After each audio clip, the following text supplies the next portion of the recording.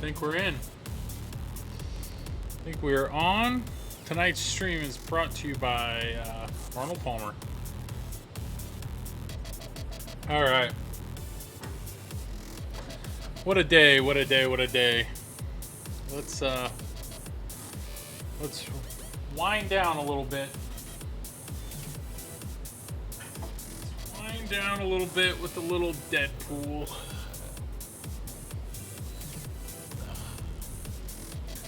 Deadpool and these sick beats. There we go. All right.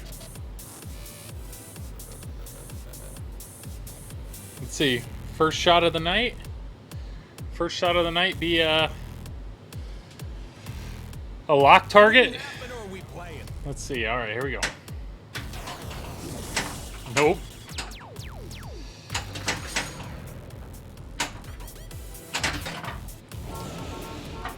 I have waxed this game since we last played, and it is substantially faster.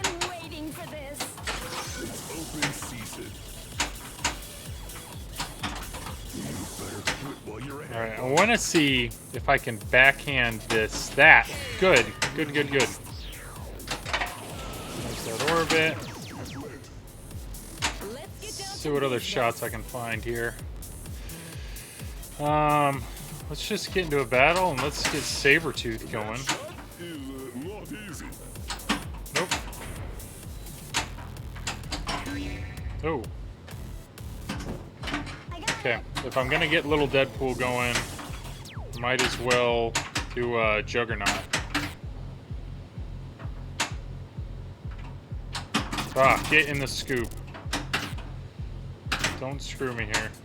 4, 3, 2. Don't start little Deadpool. Dang it. Alright. Never mind.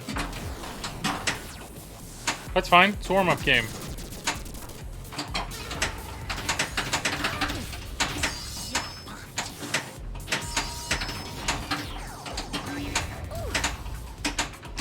Oh, Kaz. Brian, how you doing, man? Brian, hope you're doing well. Hope you're having a good Wednesday, halfway through the week. This Wednesday has been brutal. Brutal, to say the least. But appreciate you, man. Thanks for always being here. Thanks for the support. Thanks for the bits. All the good stuff. Hope you're doing really well.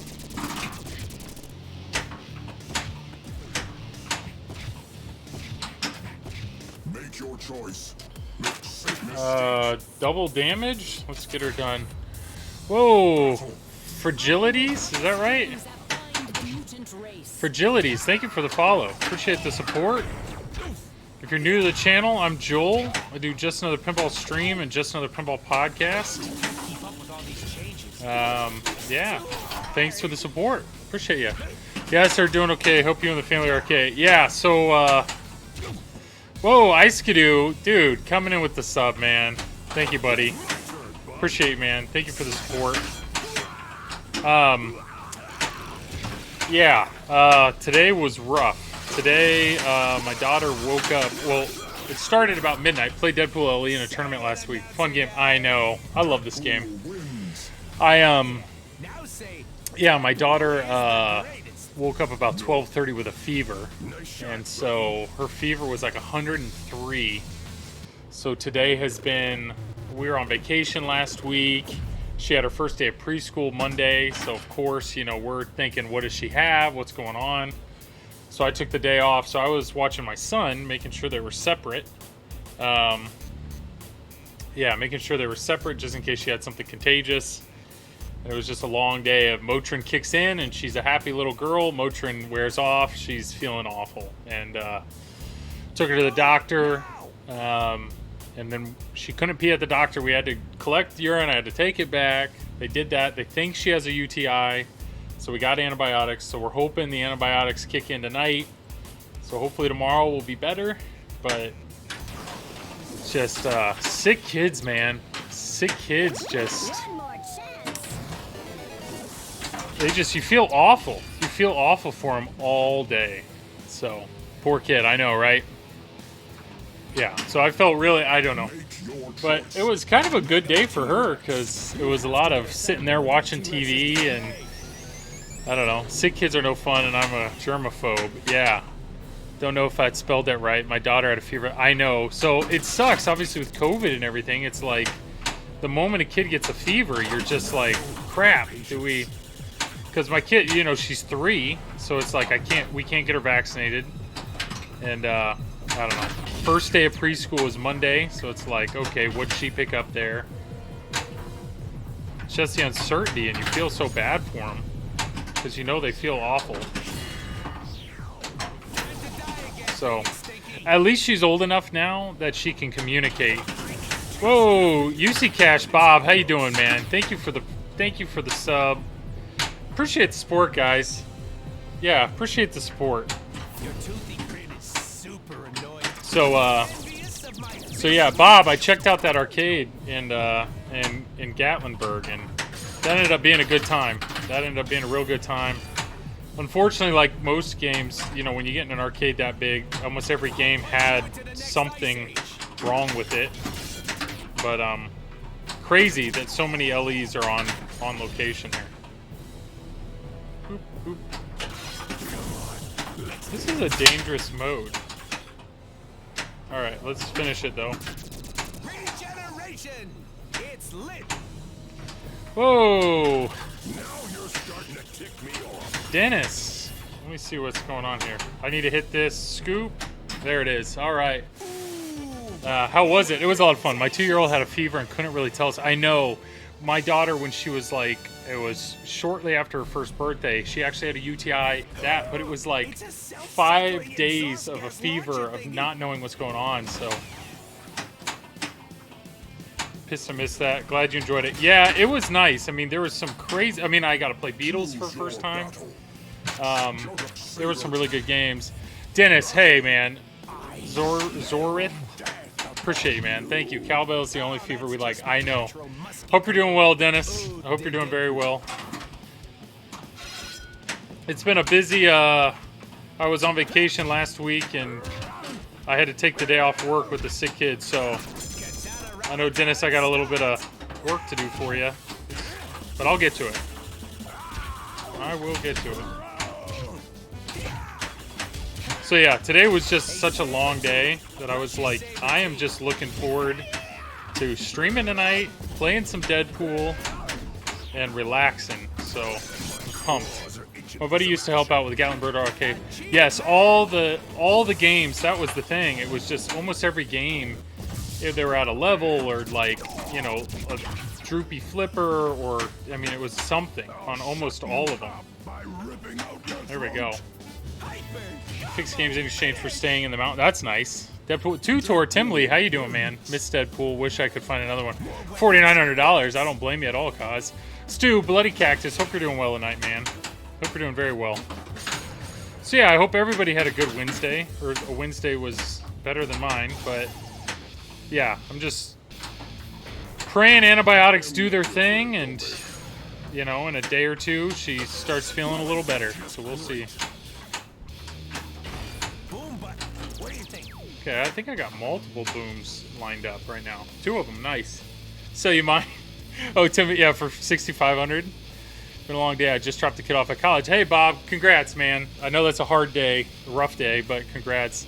Whoa, Ramrod, Ian, coming in strong with those bits, buddy. Ramrod, appreciate you, man. Yeah, I was off last week. Glad to be back. Give it a deal. 2 Tort, is yours a premium or an LE? Or sorry, a premium or a pro?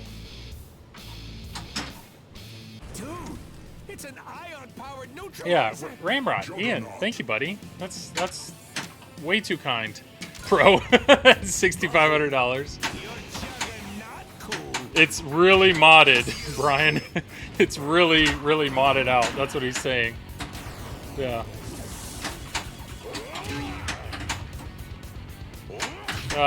Ian, I know you just got your Mando Premium, so happy for you on that.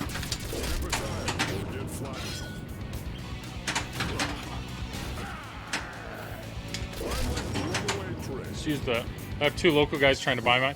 Oh, the pro? Yeah, just got back from Kendo. Kendo always makes Wednesdays better. Oh, Kendo's that, like, mini lottery, right? What is going on? Oh, it's the... I was like, what is going on with this light show? That's Kino. Oh. So what is your thing that you're talking about? Look at this light show.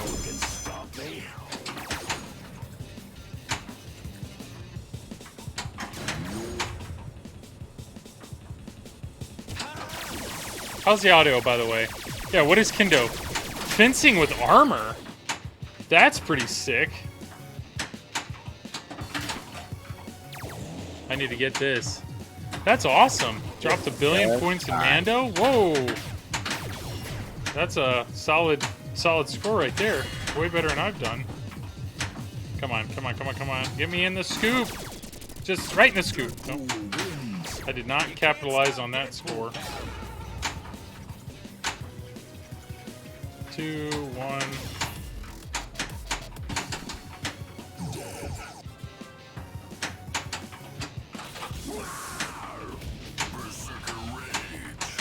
This is, you know, for a warm-up game, this isn't too bad. Ah, okay. Dropped 1 billion points. You still sitting here waiting on my Yeah. Bob, it's crazy how backed up all these games are. Put the glass back on, yeah.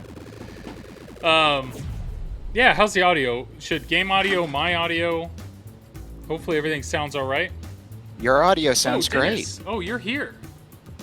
Okay, Am Dennis, I with you? I do not hear you, but I can make this happen. Why can I not hear you though? No, I'm the new Craig Bobby.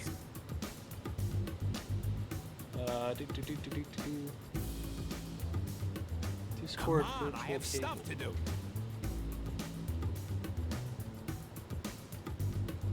There you go. Dennis, can you talk? I Hey! probably am capable of There you speech. are. It was you were talking, but I could not hear you. All right, Dennis, how you doing, man? I'm doing okay. I figured you seem to need Craig right about now, but Craig cannot be with you. But I am here at the turn of the tide. Oh, I appreciate that. When are you streaming? Brian wants to know. When you streaming again? My rig's disassembled, so who knows when that will happen. So tomorrow. That's what I'm. That's what I'm hearing. Most likely Yeah. not tomorrow. You got Dennis. You must be his. Yeah, yeah. Dennis, pleasant surprise. Everybody listening, how's the balance between my voice, his voice, and the game? Because I can easily adjust, but You're not even playing the game right now. They don't know. well, they could hear the. You can't hear the audio from the game, but they can. So the snick shot has completely ruined Deadpool for me. I'm obsessed with that shot and can't do anything else. I know, Tim. You've mentioned that a few times. That just focus on that one shot. That is a really hard shot. It's a mystery to Dennis, me. what's your view on To Deadpool? you. Yep, it's a razor sharp vampire. Yeah, the snick shot's a pretty hard shot. What It's about? Are you wanting to get what? Just a general assessment of the game? Sure. What's your overall thoughts on it? It's a good game. I think it's a good location game. I'm not quite sure that it holds up in a home collection of a Okay. limited size, but Yeah, it's I don't know. I have a blast with it. That's what I like. But I think I'm pretty confident you're a better player than me, and that's the only problem. Is that's there's... probably not the case. Oh yeah.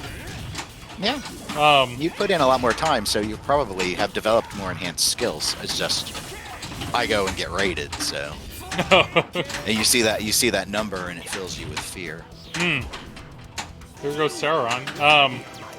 No, I mean that's the only issue that I hear with people complaining about with this game is if you're really good, you can just fly through it. But Yeah, I've seen it. I mean, yeah, I just know some of our better players in the area who got it, and then they moved it on, whereas they might hold on to something like Star Trek or so. Yeah, But yeah. I actually considered getting this for my personal collection at one stage. But when we had it on location, there was no need. This was all pre-pandemic, of course. Sure. I'm not quite sure where it lives anymore.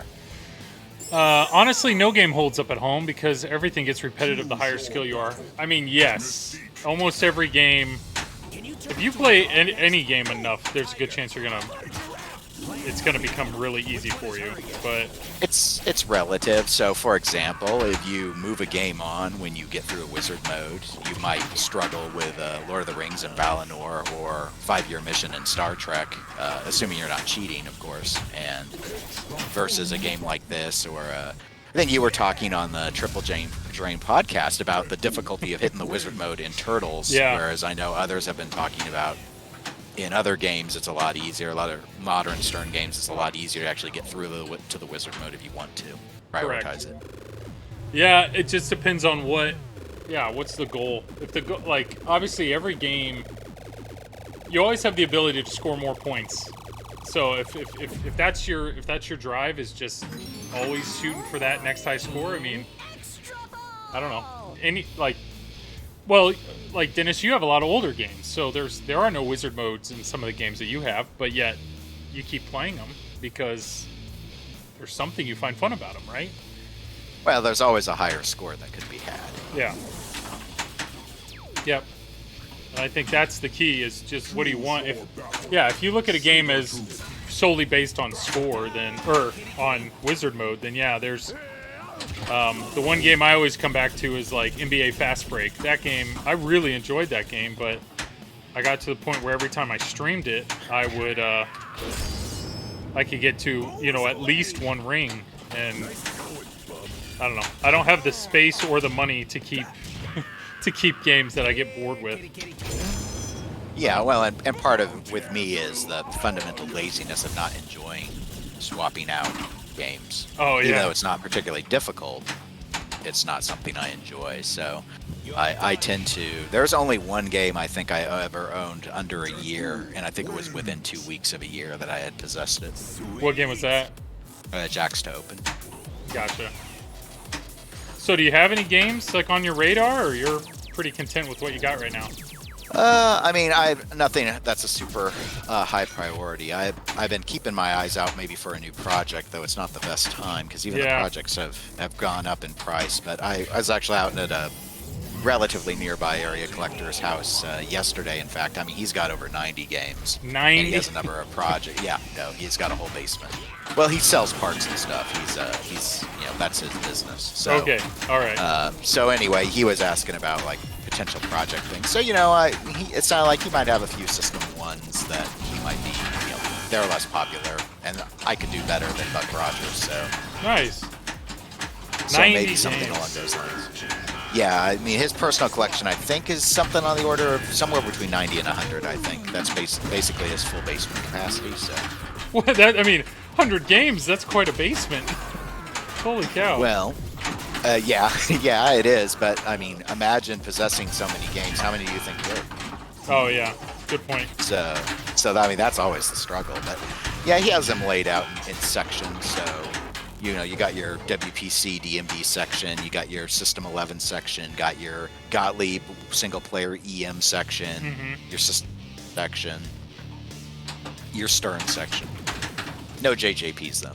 Really? He's against it, or what? Why? No, it just doesn't. I mean, for a while, he never had any Sterns other than Elvis, I remember, for years. But they got into, like, right around Ghostbusters, they started picking up some modern Sterns. So I think he has, now in addition to the Elvis, I think he ended up with Ghostbusters, AC/DC, Aerosmith, and Metallica. Nice. So he likes music pins. That's what it sounds like. That or his wife does. Wow. Yeah. I know she was the motivating factor for a couple of those. Yeah, there's definitely I don't know. There's definitely a number of crap. There's a number that you get to where once Ray Day likes Elvis, he knows. Yeah. Raymond, how you doing, buddy? Elvis is a weird guy. It's you look at it and you don't see Steve Ritchie when you look at it. In my view, that and World Poker Tour just don't look like Steve Ritchie games. Yeah. What's your name? Dennis, what are your initials, or what do you want in here? You put A. You don't ever put your initials on the game? I put my initials on scores I set, sure. Oh, okay. My initials are DWK, but. Dennis. Oh, Oh, you don't even. Oh, see, I don't know if it's the case on the Yeah. LCDs. On my games, I don't allow full names. I crop it down to 3 initials on. There you go, Dennis. Don't get to spell stuff out. Dennis, hey. I don't know. I like it. It's nice to put Mick on a stick, Elvis on a stick. I sense a theme. I've never. Well, yeah. Elvis has the little dog too that pops up. Gotcha. Because he's nothing but a hound dog. What would you consider your favorite music theme or your favorite music pin, Dennis? AC/DC. AC/DC? See, I assumed you'd It's go the best mini TNA I've played. because you have TNA. I don't. That TNA's not music. You don't count it as a music pin? What band is it based around? Scott Denisi. Scott No. Denisi, the That's one-man band. That's merely a byproduct of him having to do everything by himself. Okay, that's fair. I don't. That's an interesting question. I wonder.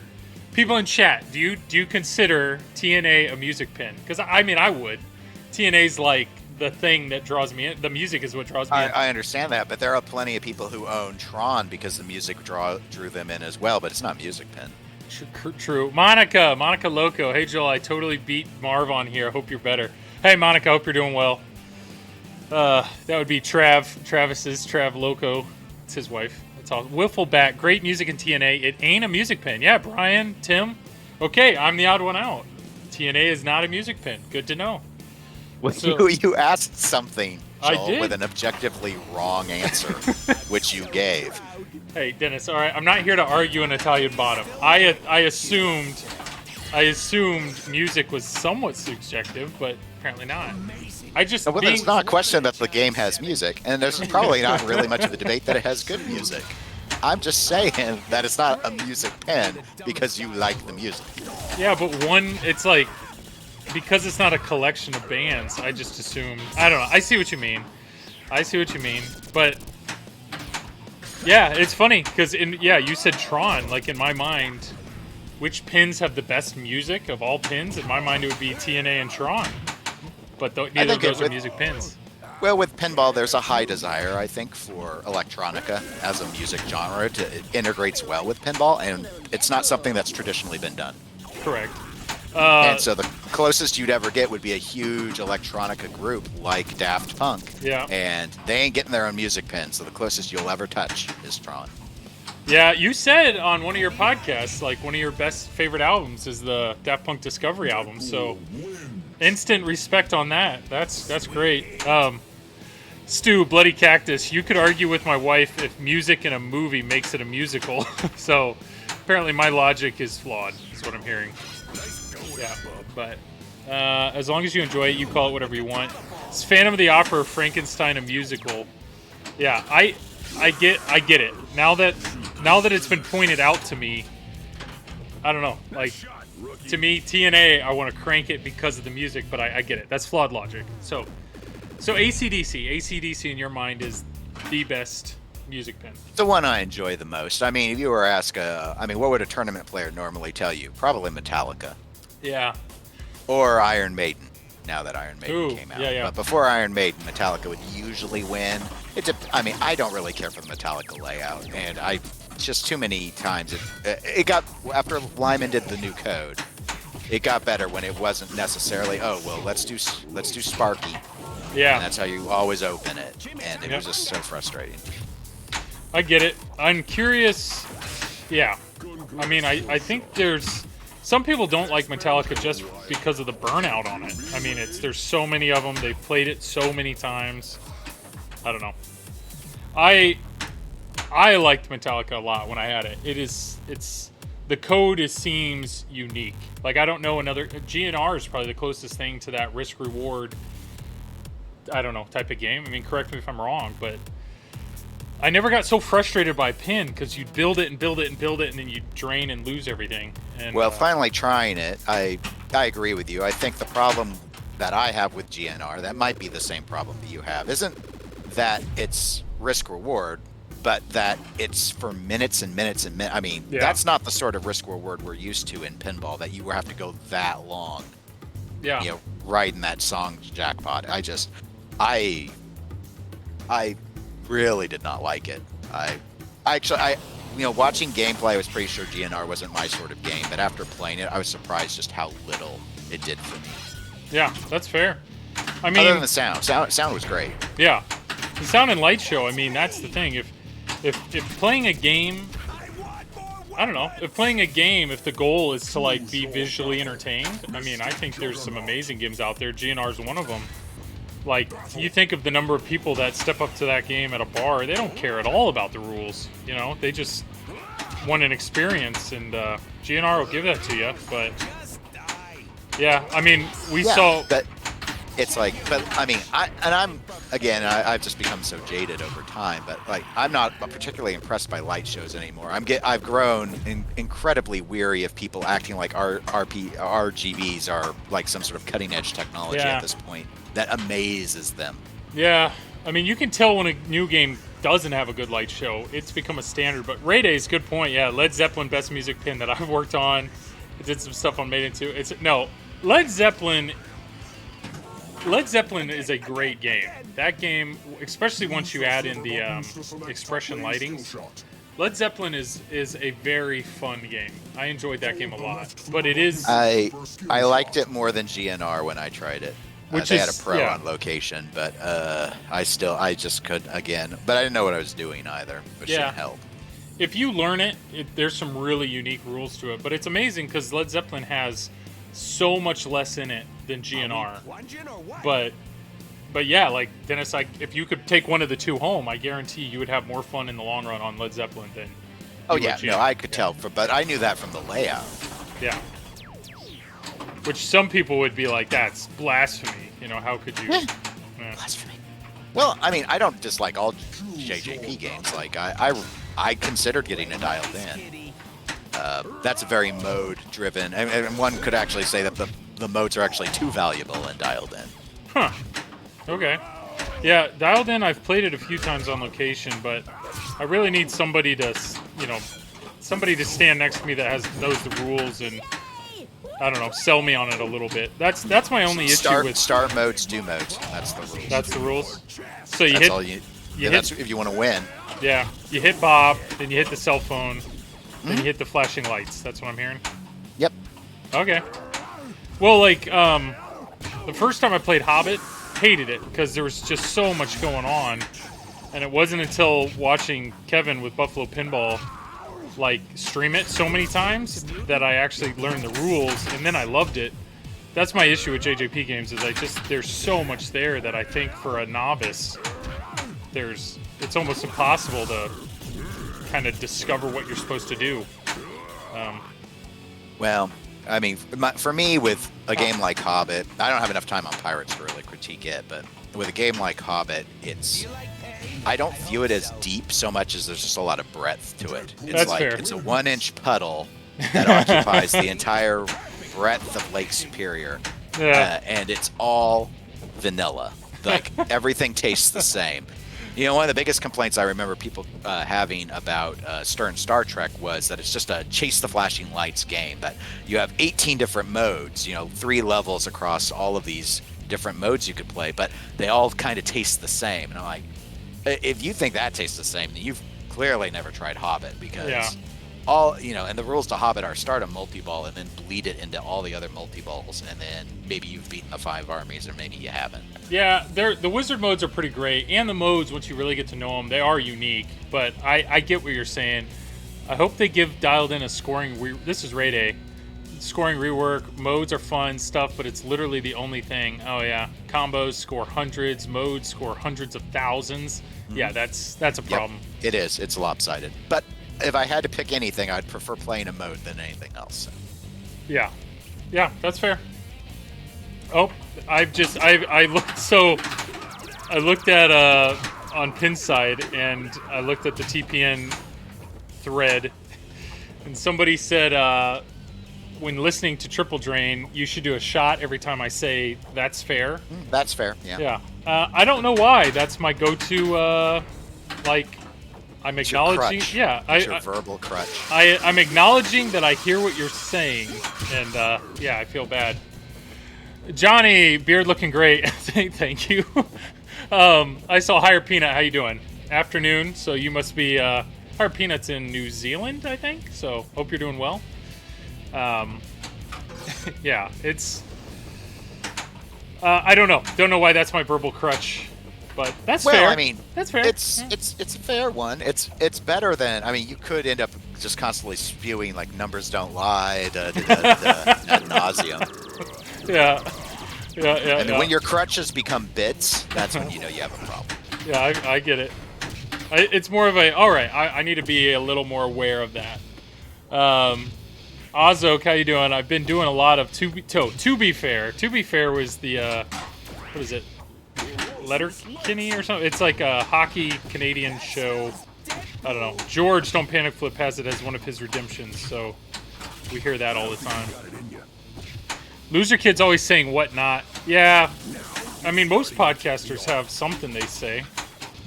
I don't know, Dennis. I don't know what your I'd seen once two different reporters had quoted me 2 different times, and I'd used the word reckon both times. I tried to drop it from my vocabulary because I was so annoyed at just how down home spun I sounded. Reckon? Yeah. Yep. I'd just go, well, they'd say, what do you think of this? I go, well, I reckon that's probably due to just gross incompetence and a public that doesn't trust government. And then they put that would be the one line in there. I'd be like, oh my God, why do I do this? Yeah. Well, the fact that it happened twice apparently is pretty great. How do you get... I have never noticed Special being lit. Special's lit right now, and I don't know how to get it. Is it the scoop? It would look like from its placement it would be the scoop. Why would you want it, though? I don't know. It's over to the left, so I think it's actually might be the Colossus shot. Yeah, because it's still flashing. I saw GNR in concert last week, and the game is spot on, but I cancel out of all the GNR modes. What? I just play the songs? Oh, I see. The only game I own where I actually don't try to play the game by the rule. Oh, GNR. Yeah, it's got to be the Colossus shot, based on the fact that it's still... Yep. Good deducing. And no, to cause I very rarely use the word yonder. Yeah, over yonder. I reckon. I don't know. You're there's one I'm trying to remember. I know there's one I use a lot on podcasts. I usually use it at least once every podcast. I mean, when you go into your Gollum voice, you know that's no, not that, because that's deliberate. No, there's a phrase I use a lot. Someone called me out on it, and they were right to do so. I don't know. I think that's what it is right now.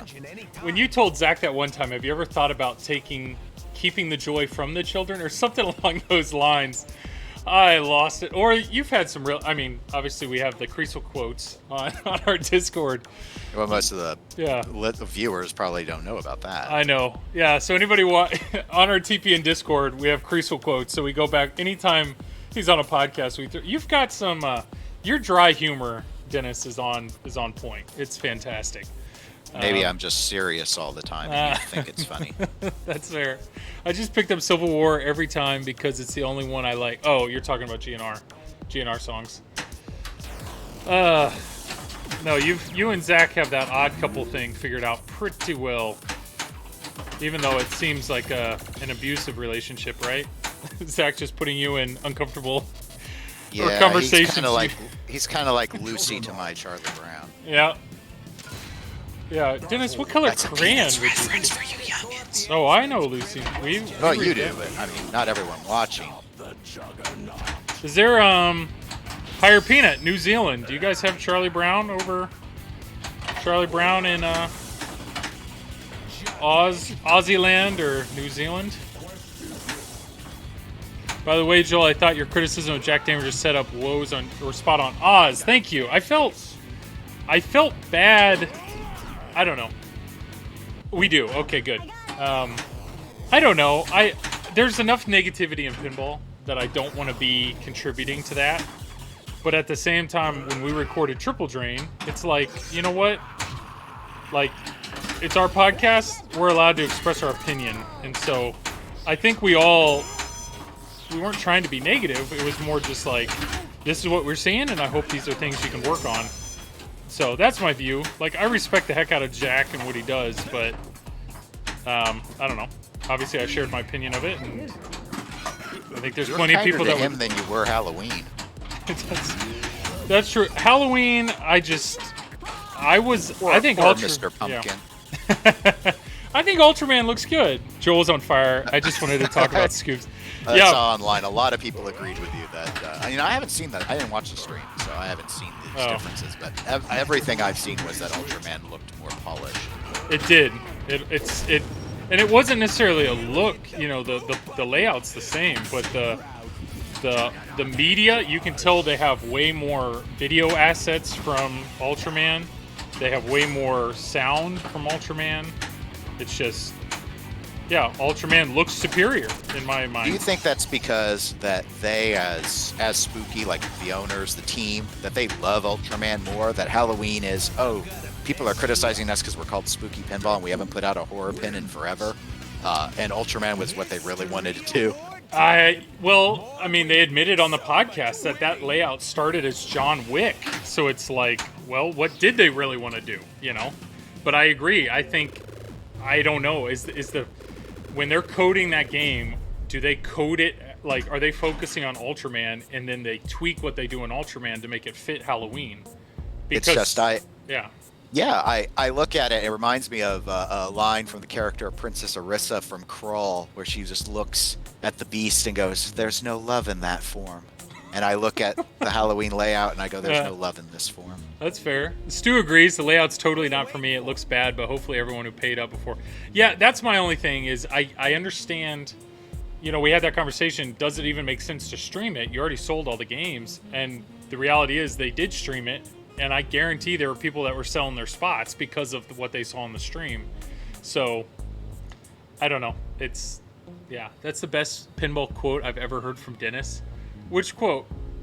When it comes to... Probably my Krull quote, which obviously is poached from it. But of course, 85% of my dialogue is stolen. Yeah. Oz, I'm glad you saw it as constructive criticism. That was the goal. Yeah, Dennis, you've got quite a Rolodex of movie quotes saved up there. According to Zach, I haven't seen anything. Oh, right. Some switched from Halloween to Ultraman after the stream. I thought both were sold out. But yeah. Unless distributors still have any, they are. Yes. Oh, gotcha. Spooky only kept track of the number they had in their possession, which was half of each run. Obviously there are people that bought Halloween purely based on theme. That's a movie or franchise they love. So, but I think if I watch the stream between the two, which pin looked more fun? Ultraman. The campiness of Ultraman. The video looked fun. The music was more fun. The light show. I don't know. To me, it's like I love Deadpool because this is a fun inducing game. I don't need serious. I don't need that, but if you want campy, that's what you need. Krull. I always want to say Krull deserves a pin, and then it did have one. Just Gottlieb never sold it. Yeah, got to get that brand awareness up, even if the spots are going higher. Peanut. Absolutely. I think it makes sense. Keep people talking about your game that's coming out.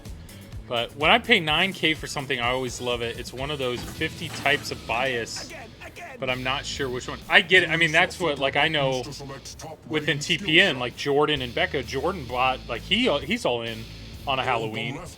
Obviously, Zach's in on a Halloween, but Zach's in on every game. So it's one of those things where I know, if I was Jordan and Becca listening to to our podcast, they're probably getting defensive, and I get that. They put their own money into it. But hey, pinball's subjective, right? It's nothing to get overly defensive. When I was at that collector's house yesterday, he went to show me his LED displays he put into Grand Lizard, and I said I don't like that game, and he said, "You're really opinionated, Dennis." And I said, "Well, that's why I have a podcast." That's fair. So that's what we're paid to. That's what we're paid the big bucks to do. Oh yeah. Give hard takes, break people's hearts. That's what we're paid. Great ball, Joel. Thank you, Marv. That's why I reset the game. Oh, you're one of those. Oh, I am. Just if Travis is watching, because Travis is very he's very critical of my gameplay. 2 more shots. He said on the triple drain that you were getting kind of better. I know. He's nice. He's nice when he talks to you. He's nice. 3 Sam Adams in is what you mean. 3 Sam Adams in. He's just throwing out compliments. Yeah.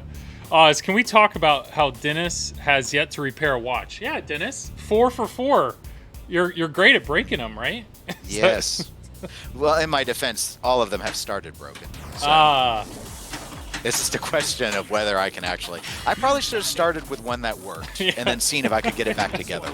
Yeah, that's fair. But why do things the easy way when we can do things the dumb way?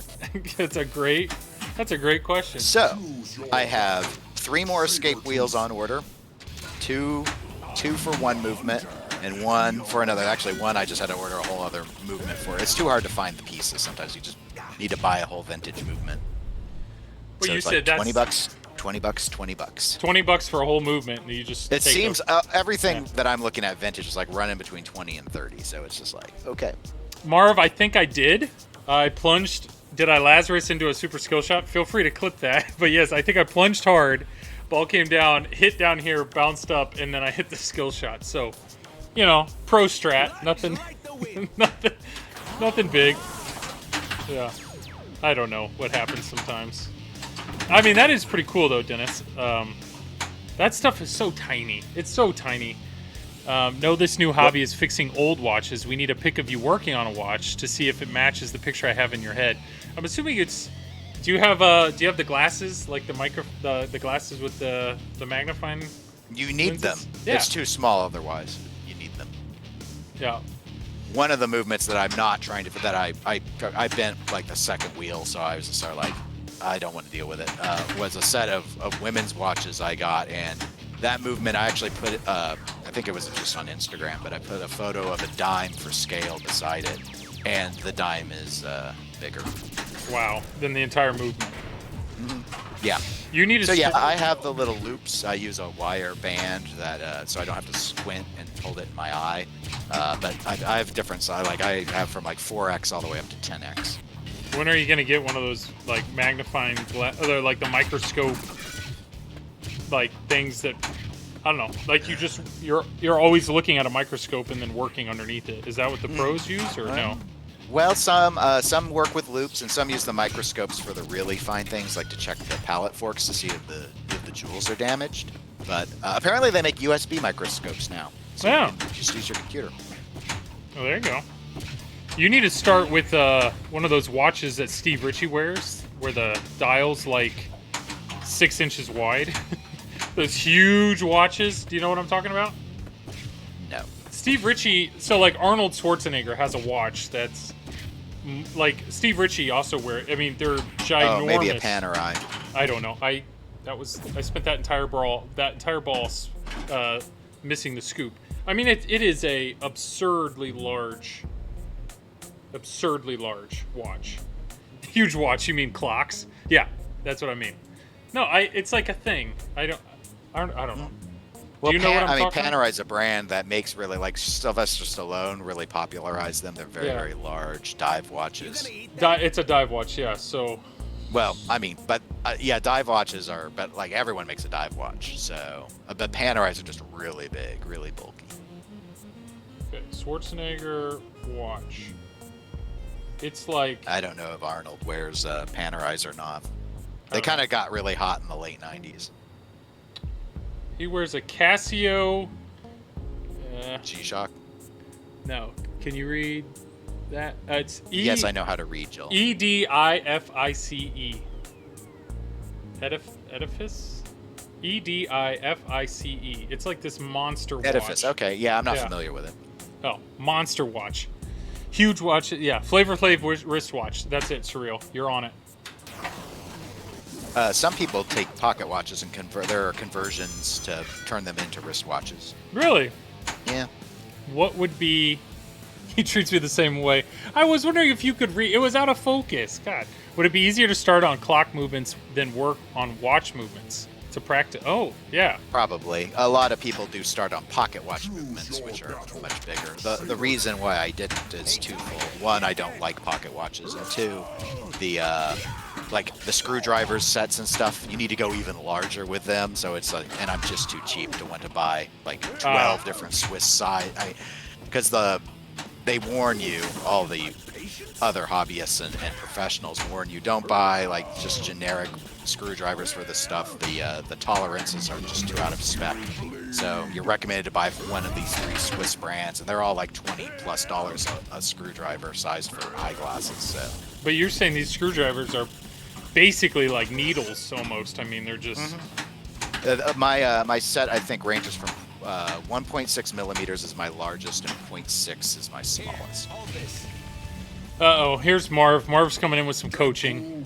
He says, so it always starts with this, Joel, ... and usually he's telling me, do you have rubbers on your inlane posts? Yeah. It's always followed with something that I should feel bad about. And it's yes, set out of love. Marv, yes, I do. I put rubbers on the outlane posts because I wanted to. I know it's shipped without them. I get it. Yeah. So, it's said with love. No, that's judgment. That's cute. I didn't put a rubber band across it, blocking them off or anything. Awesome mod. Oh, man. Zach doesn't give you a hard time, Dennis. Like, he builds you up. He supports you, encourages you, right? That's what your co-host should do, I think. Maybe I'm wrong. Hey, I'm over here. Inside this pinball game. Ugh. And yes, Kaz, there is a watch. There are several. Actually, the Rolex forums are really popular, but I'm not on there. There's one called Watch You Seek that you can sign in through Google. It's a huge kind of like, it's basically the pin side of watches. Kaz, thank you, man. Thank you, Brian. Appreciate the support, man. So, And I do actually shoot the footage when I work on the watches, because when I finally get one working, I plan to put up a video. So you can always follow on Watches with Dennis at YouTube, and then hopefully someday I'll have a video of it. Oh. However, I've lost so much of my other footage, because what I actually have to do is there are not guides on these. So I shoot the footage so that I can go backwards on it to see how I took the watch apart to how to put it back together. Uh-oh, here's Marv again. They're saying, yeah, you should stream it. That way it's... Oh, God. It's too... I mean, I can break apart a watch now in 10 minutes, but putting it back together is hours. That makes sense, yeah. I'm ready to gift you 5 subs if I get a GC. What is my GC? Well, Marv, we haven't done a triple combo on this yet. I don't know the best way to capitalize on points here. I'm assuming it's Mech Suit Multi-Ball and then not suck at it. What is my GC? Come on. There's so many titles. GC, right there. 671 milli. Twitch doesn't save them on Deadpool with the glass on. Okay. Hey, why do you podcast feel the need to number your streams? Just curious. I never numbered mine when I streamed. So, I don't know. I number, because this is like pinball stream number 6 or 7. I just like seeing the progression because I throw them up on YouTube later. I understand I could do that with dates. But I don't know. It's interesting to see, roughly how many times I've streamed it. Because it, like Led Zeppelin, I borrowed Led Zeppelin, and technically I only streamed it 7 times. So that's 7 weeks. So I had it like less than 2 months. I don't know. I don't know why we do it, Seraph. Way back in 2015, I was hunting a watch. Uniform experiment? Burnus thing? Does this sound... Do you understand at all what this is? It sounds rare, which is probably why he couldn't find it. Turned out to be too hard to get. I stopped watch hunting. Oh. Okay. There are so many limited... It's like pinball. There's so many limited... Even big brands like Omega are making all their bank on limited editions now. And, super cool Snoopy watches, and they only do a few hundred of them, and then they get scooped up and flipped right away for profit. Sounds just like a hobby we all know and love. Do they have a podcaster that like really talks up the watch and then it buys the watch and then he talks about how great the watch is, and then later he sells the watch and then he tears apart why he hated the watch?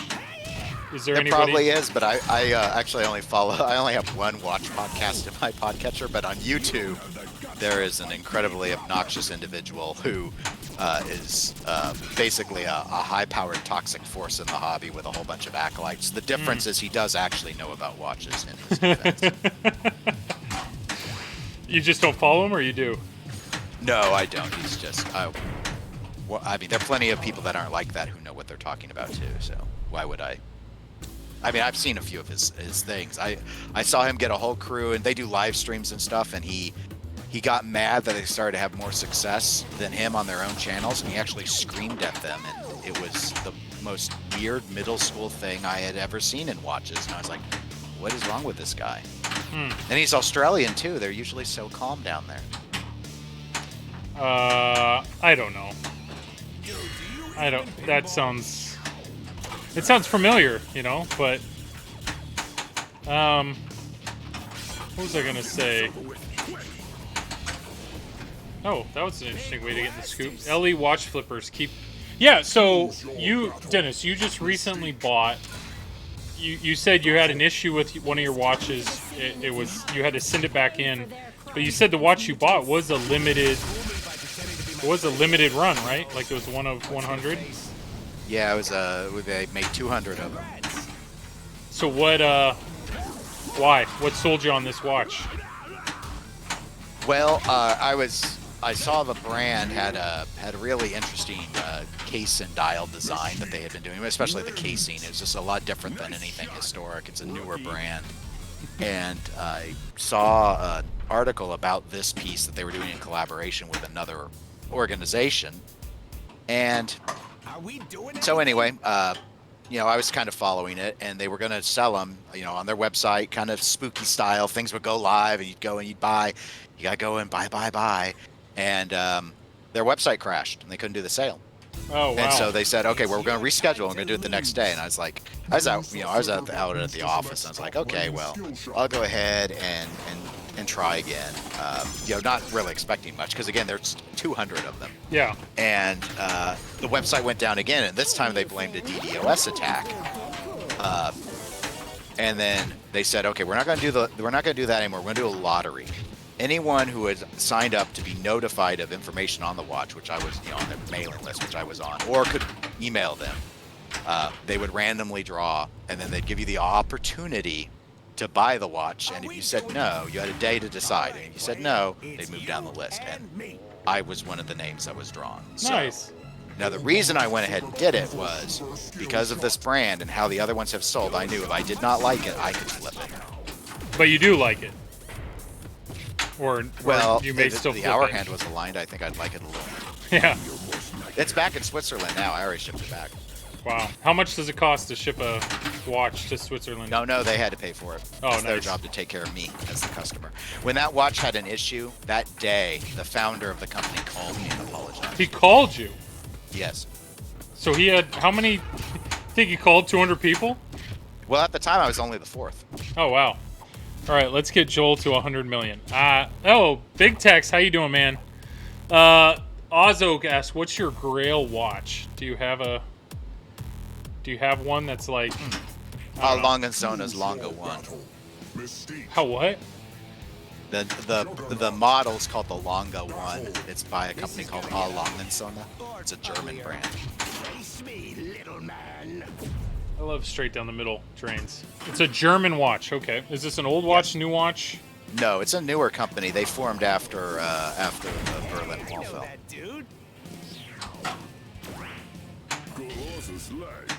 This is not a good start.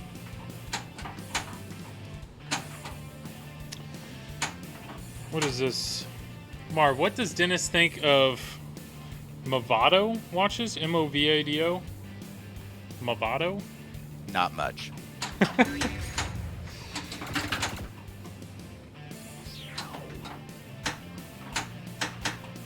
Alright. I remember the Berlin Wall. Wow. Thinking how I treated my Swiss watches as a kid that could sell for millions makes me sad. Swatch? Bloody Cactus apparently had some nice ones. Oh, apparently Marv has a Movado. I know he does. That's why I said it. Well done. Well done. They're a little. That company's mostly known for really minimalist designs, and I'm not a huge fan of minimalism in that. It depends how you execute it. Like if you do like a Cartier Tank de Must sort of minimalist, I like that. But maybe it's because the case shape's different, you know, because the tanks are rectangles. What's up there, Jughead? My very first quote-unquote nice watch was a Citizen. I don't know what happened to it. I didn't wear it for years, so I don't know if I just misplaced it or if it got stolen in my burglary or not, because I had no idea where I put it. So I can't really blame the burglars. I can't find it.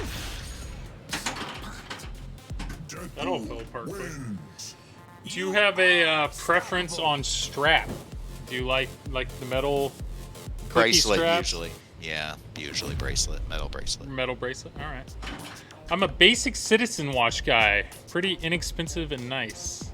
Citizen has some very expensive watches too. They have a high quality quartz one, I think $7,000. Incredibly thin movement too. They've been very cutting edge on quartz. So is that usually the distinguishing thing? The how thin they can make, or I mean, not necessarily, right? Because some of these high-end watches, it's all about seeing a very mechanical movement, right? Like, it's not necessarily how small or thin you can make it. Some, I feel... Yeah, they all flex in different ways. Because I remember seeing one watch one time, and it was like belt-driven. Like these almost rubber belt, and it looked insane. But of course, you only see it on the under... Like, you have to take the watch off to see it, which is kind of crazy. But then again, I'm playing a box of lights with a ball in it, so everybody has their thing. Yeah, I mean, a lot of watch collectors are into mechanical because some of it's the romanticism of it. Because it's going to be less accurate than even a cheap quartz. Like, there's no mechanical watch that's as accurate as a quartz watch. So once you accept that's not a possibility, then you're moving beyond the sheer accuracy of timekeeping is not the primary goal anymore. It's about what did mankind achieve in terms of the engineering feat, coupled with what artistry they're going to put in, like hand finishing on the movements, hand finishing on the cases, precious metals are used, all that sort of stuff factors in. Interesting. What, Dennis, my crown jewel watch is an Omega Seamaster Titanium Chrono. That's... Thoughts on that one? Don't know if I know that one. I've seen some of the Omega Seamasters that are in gold, like that with the 18 karat gold. They're very nice. Seamaster's my favorite line out of Omega. So you've got the classic look Seamasters, you've got the wave dial ones that are kind of more popular ever since Pierce Brosnan's James Bond days.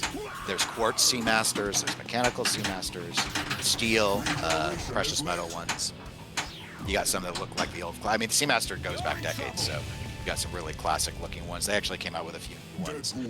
9 karat bronze one was really attractive. I thought it was weird to advertise it as a bronze watch. Bronze it was watch. 9 karat gold, but It was advertised as bronze. Saul Hudson, you got Deadpool back. I've had it. It didn't go anywhere. Pinsomniac, I saw you. Nick, I saw you hop in there. Yes, a battle on this would be great. You'd destroy me. Why do you want me to boom, Marv? What did I miss on that? Why? Choose our quest. T-Rex. I want to see that idea with watches on pin, the kind of EM. Oh yeah, there's some really cool mechanical stuff on the undersides of pinball machines that we don't see. I smell ninjas. I like my Rolex Minigauss with green trim. yeah, Milgauss. Milgauss? Okay. Yeah, it's an anti-magnetic watch. It's one of Rolex is a really staid and conservative company. You're looking watch. It's got a lightning bolt for the second hand. Oh, wow. You scored a final blow jackpot. And gotcha. Yeah, I can... Marv, I can do things, you know? Yeah, he's a winner, Marv. He's a winner. Hey, my mom says I'm a winner, okay? When he's not choosing Donatello, he's a winner. Yeah, I thought that was funny. I get it. When we put out Triple Combo the first time, we're like, I don't know if people want to get into this type of detail on games. And then you were like the first person to give us feedback. You basically said that. But yeah, we each got multiple messages from people that are like, hey, these new games are so complicated. Like, thank you so much for breaking it down. It's like, okay, never mind. We'll keep doing it then. We'll see. Can't please everyone. But deep down, Dennis, your opinion is what matters to me the most.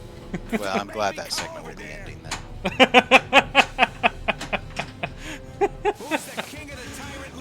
Ray Day, Joel gonna play in the tournament? No, I'm not playing it. Does Michelangelo actually light outlane ball save? Yes, Ray Day. By default, your outlane ball save is on. That's the Michelangelo perk. So you pick Michelangelo and it's automatically on. Otherwise, you have to hit the April target 5 times, and then you'll get your outlane ball save on. Now, by default, the Michelangelo balls the ball save goes back and forth between the slings. I don't know. I turn on a setting where I can control it back and forth with my flippers, because then it feels more like TNA. Oh my Monica. Marv, I can do things. Title. Wow. Monica's, that's awesome. There we go. Oh, I'm sorry. Well, I wasn't watching the chat. The BG Tex had asked what my second watch was, and my Citizen. The Citizen was a gift when I was in high school, and I was working at a bank. Just a little quartz Citizen, but to me it was a nice watch. My second nice watch was a Rolex Explorer 2. And I wore that for over a decade. So you were gifted a nice watch, and that's how... Well, it's gifted. It's probably just a couple $100, but to me it was really nice. Yeah, it wasn't a little Timex or anything. She's just cackling over here. Good, Marv. I'm glad. Cos has a great question for you there. Oh, sex watch was... I don't usually wear my watch outside of work hours. Oh, good question, everybody. Raymond, the important questions. Oh, man. Oh, nice, Oz. Just the minute hand. Ouch. At least he didn't say I needed the second hand. So yeah, I appreciate that. Yeah. He got you up in the minute range. That's fair. That's fair. No, so many watches have like sleeping, like at least Apple Watches or Fitbits and stuff. They have sleeping features, and I don't know. My watch, it lasts a day, so it's like I gotta charge it at some point. Why would I? I'm gonna charge it at night. There's a really neat one by a very small brand called FP Journe. It's an analog watch, and it goes to sleep, and then when you wake it up, the hands finally move and catch back up to the proper time. I'm not sure if it's solar or not, though. 7. Did I say fair 7 times? Is that what you're saying, Marv? I say it that often? Oh, yeah. Lord. That sucks. Now I have it's to, your diffusing phrase, too. Yeah, it's encouraging. Well, that was the initial, back in the TWIP podcast days, that's what I had noticed from the early guests. The problem that people had when going on with Zach is there's a natural, and it's a normal thing for people to do. There's a natural instinct, especially when you're not face-to-face, to avoid conflict. And so what would happen is Zach would say something and push against whatever their opinion was. You'll see this with Greg Bone in the videos all the time. Greg will pivot. He'll never directly confront Zach and say Zach's wrong. Instead, he'll be like, "Oh no, yeah, you're right, Zach." But and then maybe if he disagrees, he'll try and rephrase what he's saying. But it's a diffusing tactic. So that's why the first time I did the Twitch podcast, I went on deliberately and I said, "All right, anytime Zach says anything I disagree with, I'll just double down and say, no, you're really wrong." And then look what it did. Now you're stuck. Now you're stuck with him because apparently you're the only one. Mistakes were made. Yeah, you're the only one that actually stands up to him. He claims others do, but I don't see it. Final shot. I say that's fair a lot. I guess that's fair. It is. That's fair, right? Oh man, you say the word fair more on the podcast than Tom's total word count. Dude, Tom is the best. I love having him on this because when he does talk, it's not filler. You know, there's a lot of people, and I think I do it as well. I probably talk too much. And Tom, when he talks, it's not filler. It's just content. And so he's a good balance to Marv and I. I look forward to Glenn's work. I know. He was legitimately, I think, annoyed when we told him we already had a theme song. So So I think it is in good fun, but I think he's also legitimately wanting to. He's probably like, I'm the theme song guy. Yeah. He should have said, after doing Poor Man's, no thanks. I mean, he wants to. I mean, he wants to do it. I'm all for it. We'll talk to Jason, and I bet Jason will be all for it. But no, Jason's already plotting his revenge. His Marv just mentioned Tom's Attack from Mars. So somebody clipped Tom playing Attack from Mars the last time, and like multiple times he's doing really good things, and he's like, "Oh wow, yeah, that's good." And then when the game ends, he's like, "Well, I had a lot of fun with that." I mean, Tom is so dry, so chill. I don't know. It's great. He's like, he is not the normal pinball person. That's for sure. Mervin, how you doing? Methadone. Whoa. What is the normal pinball person? Okay, maybe personality is what I mean. Most of the people that stream are very big, very loud, you know, and or podcast. Like, look at Craig Bobby, you know. Well, like, he has a very podcast. Loud. He does. Tom has a podcast called Triple Drain. It's a great podcast. He does the same thing in real life. He's a good human. And that's the best part, Marv, is it's clear that Tom, it's not an act. Tom is genuine. 100% genuine. Pinsomnia, you call me fat. Yeah, that's what I meant by big personality. Everybody's... What do you mean other people, Joel? I'm included in this. Do you wonder if Tom has like a secret, like he's actually in real life a terrible, just truly terrible dentist? Like really bad at it. Really bad at the job. Like a drunk, just awful. Like he fills the wrong tooth all the time. I had never thought about that, but I'm thinking about it now. So, I don't know. I'd have to look up his reviews on Yelp for his. I saw him mad once. I saw Tom sing once on stream. Sing? Yeah, I turned into them doing a tournament, and he started to sing. And I remember him saying, well, I need to stop or people are going to turn this off. And it was too late. I already exited. And so that's all I saw of the stream because, yeah, people broke one of the rules. Methadone coming in with the sub. Tom has good commentary on District 82. Methadone, Mervin, appreciate you, man. Thank you for the sub. And yes, Tom, what he does with District 82 is fantastic. It is fantastic. I mean, he knows pinball. There's no denying that, and he's a good player. So, yeah, it is great. Okay, I want to get little Deadpool going. There we go.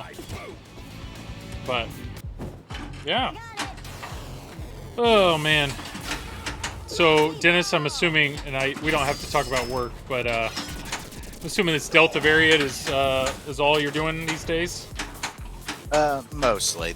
We started before the variant really took hold to do other public health activities, so I actually do have some meetings that have been going on. Like, we didn't cancel them, so we're still trying to get some other stuff done at this point, but it's primarily everyone's vote that and school starting back up, so there's a lot of concerns about new guidance and what new requirements we'll do and things like that. Gotcha. Yep. Marv was wondering if... What did he said something about Overwatch. Yeah, Overwatch League. You're eclectic Overwatch gamers. League ends at the end of September, and we do not know yet what's going to happen next year because Overwatch 2 is not ready yet. Yeah, your little, I don't know, 3-minute discussion about Overwatch was like 90% jargon. Yes, that was a mistake on I was not following. I mean, I kind of, I wasn't following it. Gotta head out. Fun stream. Brian, appreciate you, man. Thanks again. Thanks for being here. Thank you for the support. Thank you for the bits. Yeah, I had no idea. No idea what you were talking about. I'm on baby duty. Just, yeah, I gotta check the monitor. I think they're both still You asleep. drug that baby, it's asleep. She does have Motrin. She has antibiotics. Hopefully she is just sleeping and fighting whatever she's got. We call that the NyQuil nanny. There we go. You're saying Overwatch gaming terms that I had no idea what you were saying. Yeah, Oz, I know. 2 quarters, score reels clean for today. Time for... Oh, nice. A Higher Peanut, I've seen your stuff on the Pinball Community Discord. He's fixing up an older game. It's pretty cool. I want to know what the terms mean. Yeah, I kind of guessed that when he said score reels. So, do you want to explain any bit of what you were saying? I don't remember what I said, so no, not really. Well, first off, you said somebody called you a boot, so that was new. Well, to, I had to look that up. That was Apparently new to me. that's military speak for a noob. Oh no, that was A noob is a new player. Yeah, I know noob. I know. Okay, well, I didn't know if that True. part was confused because I thought I defined it on the episode. I'd not heard the boot, but I understand Overwatch is a very you have to have a solid team, right? So if any one player, and you have to have, there are different types of players, tank and support and all this crap. So if somebody's doing a bad Yeah, job, you're at sounding one, they're really hurt. invested in it with your crap phrase. Yeah, you like that? Tank and I like crap. it. Yeah, yeah. So what type of player do you typically play, or are you pretty flexible? Well, I do play all the types. Ah, gotcha. I Okay. probably do support the most, and then tank the middle amount. What's your what's your thoughts on the term esports? Do you like it? Because apparently Ozzo thinks he does not like that Well, term. I think Ozzo says that they don't like the people participating in esports. I do not. I'm not like a professional esport. I play competitive online, but casual. I'm not in a league or anything. I don't mean- even do pinball leagues. I've always rejected doing a league. I mean, I only go to the tournaments. they're giving out like college scholarships now for esports, which is Well, the Overwatch League was formed up to be a lot like a professional sports league. So those players have minimum salary guarantees, and there are requirements for they were franchised. They're tied to cities. It's very different from traditional video game sport type stuff. But with the pandemic, that's all not working out very well. what's the best combo on this game? Like if I'm trying to get to next to multi-ball as quick as possible, what two shots should I just string into each other over and over again? Because right now I'm not stringing anything.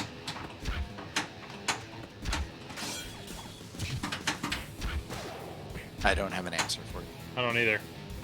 Probably the left ramp. Just left loop ramp. Pass That's what the over left Somniac ramp. would do. Oh. So you'd shoot the left ramp from the right flipper and then let it bounce over and just keep hitting that? Well, you gotta hit the shot first. Left ramp, Or if you're middle good with your switcher. live catches, you can do the Marv approach. Yeah, I think I've proven how good I am at that. That's fair. As I train. Yep, true. True. Left ramp, middle spinner, live catch. Okay, let's give that a shot. So, given that you have one on this game, what is your opinion, Joel, of scoops? I think there are scoops in games that are a lot of fun. It can be a very satisfying shot. Well, If Keith it, says you're wrong, but go yeah. on. Well, Keith said it slows down the game. So actually, fastest way to mech suit is to go into disco. So like, yeah, if I want to start a match or finishing the match, finishing on a scoop is I like that. I like that feeling. Now, like Turtles doesn't have a scoop, but it has shots that stop the ball. I do love shots. Well, there are different diverters in the game that stop the ball, and so when the ball's stopped, it gives you a second to recognize the animation or, acknowledge what you're doing. I'm okay with that. I'm okay with stoppage like that when justified, but I understand. I don't want a scoop that I feel like I have to wait on a ball. Having more scoops and ramps ain't fun. Yeah. Because you are guaranteed combos and multi-balls, so hit the left orbit. So just get into that and keep going. TNA has the fastest scoop. TNA, I enjoy the TNA. Like Dennis, you have to enjoy the scoop in TNA. I mean, Well, I never said I was anti-scoop. oh. That's Keith, not me. I feel like this scoop is pretty distant and tight, so it's not involved in the pin as often. Yeah, well, like the scoop on World Cup Soccer. That's a fun scoop. I I think there's Shadow has a fun scoop. I mean, there are games that have good scoops, but Marv points out a good picture. There's like, and I think David Dennis is the one who said it, but it's like there's 7 scoops on Halloween. There's more scoops than ramps. I mean, now really, it's would you call what's in Halloween, the holes on the side, would you call that a scoop, or would you call it just a hole? I don't know. What's the definition of scoop? Does the scoop spit the ball back out? Because, or have to have like a vertical up kick or something? I don't know. I'd call it a mistake. That's wow. Do you have a very set definition of a scoop, Dennis, that I should be aware of? Well, whatever IPDB probably lists as the definition. I mean, it's got to be, it's that shape with the ball that goes into it. It doesn't have to have a vertical up kicker in it, though. You can have a scoop go into a subway. It wouldn't just be a hole. I mean, like a gobble hole. That's very specific. The gobble hole should actually drain the ball. I get annoyed with people who say gobble hole on games that don't actually put the ball out of play.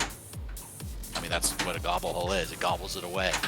I'm indifferent to scoops. I prefer kick-out holes, though, to scoops. So, kick-out hole. Or saucers, basically. Saucers. Okay. Where you can see the ball. You can hit the ball free of it. Yeah. You don't see it much anymore. Nice, kitty. Trying to think of, yeah. Well, I don't know. Like, Mando. Mando has a scoop. And I think it's integrated well. You know, when you go in there, it's unique. In modern pinball, most scoops are used pretty well. Nothing egregious that I can think of. I don't know. Maybe it's just like subways are fun, and obviously to use a subway, you have to have a hole in the playfield. But I'm not a huge fan of subways. No. Just another part to clean. People talk about being surprised where the ball's coming from. Yeah, for like 2 games, and then you figured it out. Give me a break. Yeah, people act like there are 50 diverters under there or something. It's not. It's all predictable. There's 3 Leave scoops. stuff. Come on.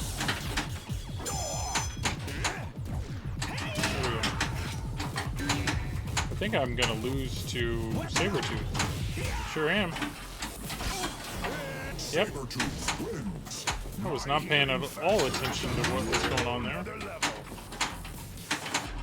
I would be more concerned with 3 of the exact same singular horror character popping out at once to be like peekaboo during pinball. Well, that brings us back to our previous discussion, because the monster on Ultraman, they said that monster duplicated himself to try to confuse Ultraman. Like, it makes sense why there's 3 of them. That fits into his character. And I remember when Michael Myers was just like surprised and learned how to turn himself into Agent Smith from The Matrix. Well, maybe when it was a John Wick pin, they had different bad Did they guys. say why they didn't end up doing John Wick? I don't know that answer. Maybe they could do Speed instead. Choose your battle. Sabretooth. Hence, I'll need a lot of coding rule sets.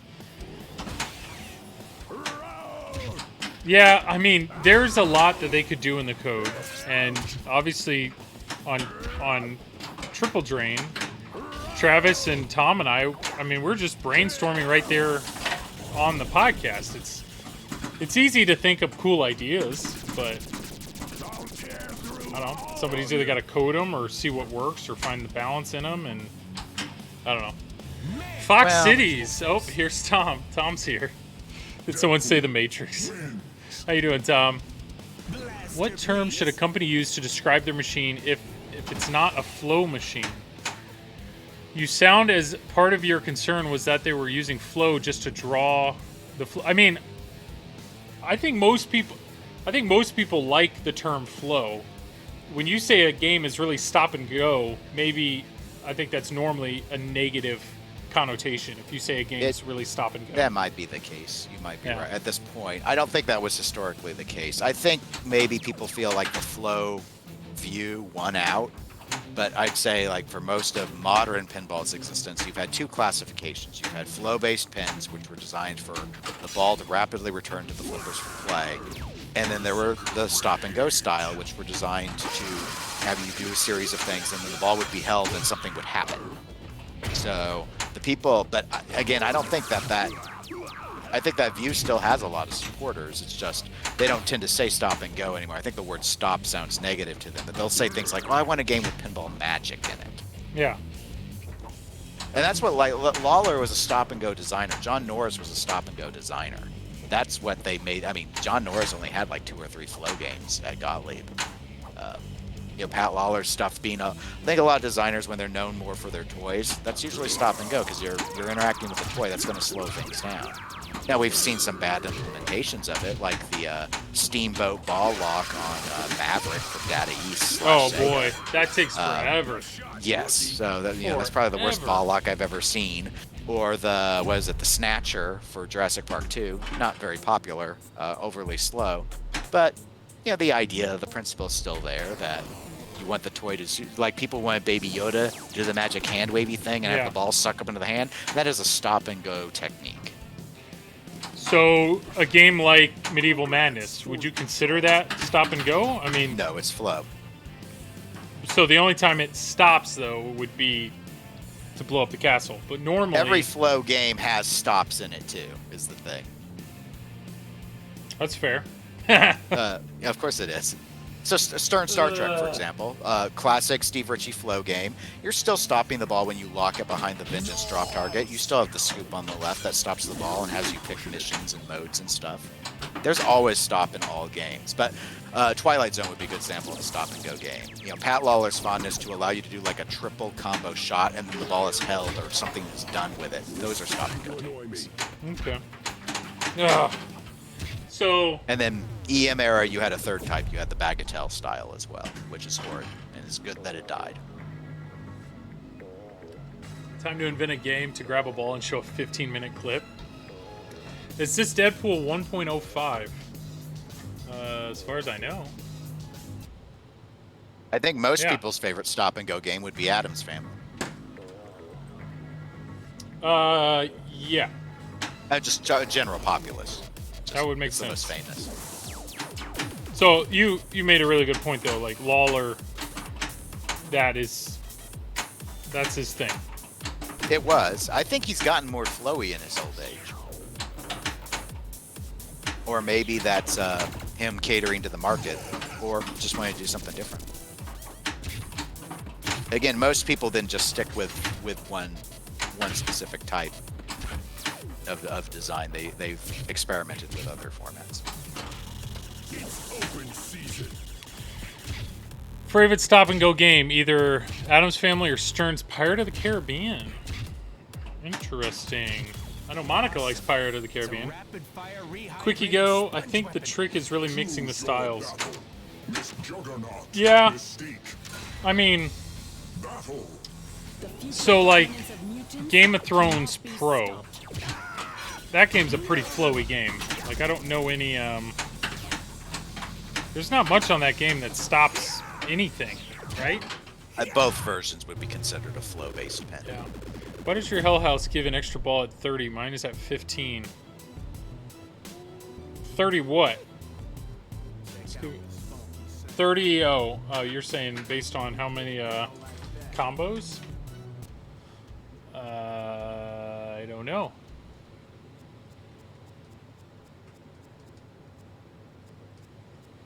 It's got to be one of these. Ninja's extra ball is 50.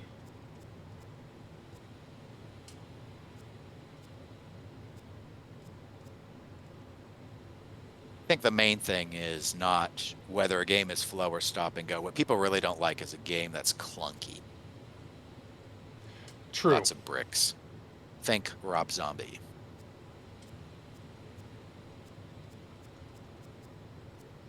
Big Text, do you know what number that is? Because there's a gazillion numbers on this. Tron is very flow-based. Tron, yeah. Yeah, very flow-based. Maybe just stop and flow. Ooh. Oh, Nick, you're streaming tonight. That's awesome, man. Good. I'm in my machine looking for it too. Okay, let me know if you find it. I think there were definitely settings in this that the previous owner changed. And obviously there hasn't been an update. But maybe I should just default it back. Maybe I'm wrong. Black Rose is a great stop and go game. Because you have to... No, there's no... Yeah, there is a cannon, right? On Black Rose that it loads. Am I wrong there? No, you're right. Tron is flow for days. So why JJP hire? Why did JJP hire Steve Ritchie? So that he could consult him on their flow? So that he could... I think some people are hoping that somehow... I mean, but... I don't know. My sources say that not everyone at JJP was happy with that decision. How's that for a scoop?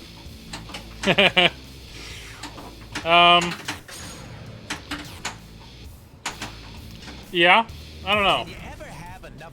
I think the better. It sounds like there were some people at the company that viewed it as a coup, essentially, to secure someone with that name recognition. Yeah, but given their production capabilities, yeah. I don't get it, because they're not keeping two designers busy currently. No, I'm with you. It's gonna be forever before he makes his own pin. So unless he's just there for that hive mind, not hive mind, but like, let's work together and, you know, let's... Well, it would be interesting. I know a lot of people are maybe hoping that he's going to be working with the engineering team or something. Again, stuff that I don't... I mean, it's not that he doesn't have experience in it. I just don't know that he's going to... I'm sorry, folks, but I don't think he's going to go and solve your playfield shipping issues and fix the mushy flippers. I just don't think that's what he's there for. I think he's a pinball designer, and that's what he would want to do. And in 2025, we'll see High Speed 3, and he'll retire after that. So, I mean, do you think it's possible, like, hey, Eric is really young, and he's the future of JJP, so let's surround himself with pinball talent while we can to groom him into, I don't know. Or do you just think it's let's get that name recognition? I don't think I don't think it's quite that deep, though. I do think that when Lawler retires, Eric becomes lead. Oh, for sure. Like, I don't think Steve's there to replace Pat. I like Jackpot for stop and go. Jackpot's good. My point seems like there are several historical machines that are stop and go. Oh, Chris, the pin turn, number 22. Okay, I'll check that out. Chris Pinturn wants to see a hoop stream, you know. Rig's disassembled, so. Who knows? What is it about hoops that I think I've watched? I don't know much about the game. What's the sales pitch on hoops? Why do you like it so much? It's one of the few premier games that is well balanced for tournament play. Oh, so it's a good tournament game. Yeah. And it's a really weird layout compared to what people are used to seeing. So you get that weird Gottlieb look, not the samey style of a designer you're familiar with, and it's a code set that's entirely driven by hurry-ups. The whole game is hurry-ups. That's what it's all revolves around. Hold my blaster. Here's something you can't do. Punch. Wow. The call-outs in this game are pretty great. I know you can't hear them, Dennis, but... No. But yeah, no, I liked it. Looks good, it plays good. Yeah. Good layout, good rules, good sounds. He just said, here's something you can't do, punch to a T-Rex. He's talking trash to a T-Rex. Well, well, I mean, if Tanyo's coming out, I'll tell you, I'm a fan. I'm a fan of this game and the rules, so I'll be very curious to see what Tanyo does next. I think he's proven himself pretty well. 22 is what Big Tex said. 22. Mine is set to auto. Oh, so yours is just set default to 15? Huh. Okay. Good to know. The downside to hoops is they made so few of them, most people don't get a chance to play it. I really lucked out with being able to get it. So where did you So- get it? How did you find it? I actually got an hour away. It was in kind of east central Kansas of all places. The seller, I think, I don't remember the full story about how he came to own it. It had been in his garage for quite a while. And I think his dad had got it from an arcade operator or something at some point. And when he listed it, put it up on Craigslist, but he made I think 2 errors. One is he spelled pinball as 2 words, pin space ball. He didn't include a picture. I guess there were 3 errors. He didn't include a picture. And then his description didn't have the name in it. He said it was an electronic pinball game. So the way he phrased it sounded like a toy. So what So did I got sent. My dad saw the ad, and he sent me the ad, and then I loaded it up, and he had photos in. Like, he didn't have a photo on the display, but on the cover. But when you went in, he had photos, and I was like, oh wow, this is hoops. And so I emailed him on the 4th of July, and I remember he was asking $2,000 for it, and I told him I'll pay you $1,400, and I won't negotiate. That's my only offer. And if you want to keep your ad listed longer, because it had already been up a day, I said, I totally understand. He's like, no, that sounds good. Can you come get it tomorrow? I was like, sure, fine. Nice. So what's, So that's I all mean, that is is. 1,400, is that, At the time, I still felt I was being but now I would assume that's, well, because I had already gotten another street level game, the most commonly produced one, Silver Slugger, but I only paid $1,000 for that. So I was like, 2,000? Are you kidding me? Your game has wear on it. I could tell. He's like, there's nothing wrong with it. I was like, there's wear in the photos on the playfield. I know there's wear. so what's a hoop, well, what would you consider your hoops worth now? I mean, I'm assuming, I don't know. I've not priced it. I get people, because it's in my Pinside collection, I do get people who message me asking if I'll sell it to them. It's the only game I get asked like that. So. interesting. And it's not my rarest game. TNA's my rarest game. Whatever. I have only been, I agree with Marv. I could get 3K out of it at this stage. I have been contacted a few times about TNA. Like, hey, just would love to give this game a shot. Any chance you're willing to sell? I mean, with Spooky saying they're going to make the TNA 2.0 at some point, I would think that would keep some of the demand down. Of course, people don't want to wait, so there's also that. But, yeah, no, Krista Pinter, no, Hoops is no Orbit, Super Orbit, though. Super Orbit might be the next game to be sold in that space. You prepping for something? Nothing specific, but if I brought in another project or something once it was finished, I can only fit 7 in the game room, so something has to go. And it would probably either be Super Orbit or Buck Rogers. In Buck Rogers, I have a BG restored back glass on, so I don't know if I want to sell it yet. Plus, I need to work on it. I think a couple of lights are staying on, so I'm guessing I've got more bad transistors. I may just replace the entire driver board at this point rather than keep swapping transistors on that thing, because I still have the original board in it. KC Pinball Championships? Yeah. Well, if that happens, maybe. I don't know. I brought Super Orbit and Jackson Open to the last one we had, and I remember I had one area player come up to him and go, "Where's Hoops?" Because I'd given them Hoops the year before. You just can't please some people. The old pretending to be someone else chick. That never gets old. Boom time. Yeah, it's very clear to me there's a love for that game. So there's like a list of games in my head that one of these shows I go to, like if I ever see a Hoops, I gotta give it a shot, just so I feel like I can contribute to the conversation. My Radical, I think I've had the most standing offers. Yeah, Radical is. Oh yeah, Radical would be a big one. Which is funny because the first time I saw anything about Radical was John's Arcade.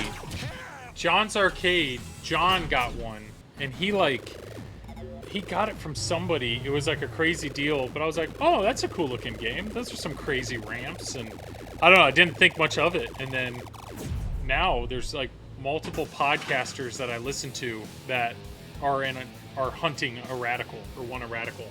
We had one on location for a while. I played it a few times in local tournaments.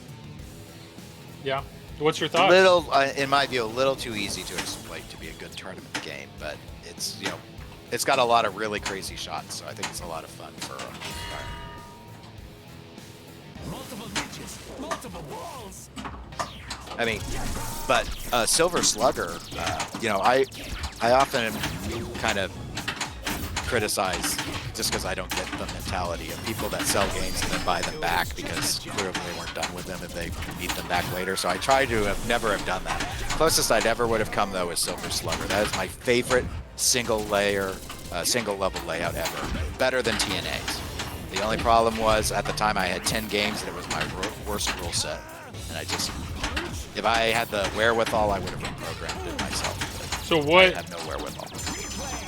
What's so good about Silver Slugger's layout? It just the way it flowed just worked really well. Just every shot, there's like not an inch of wasted space.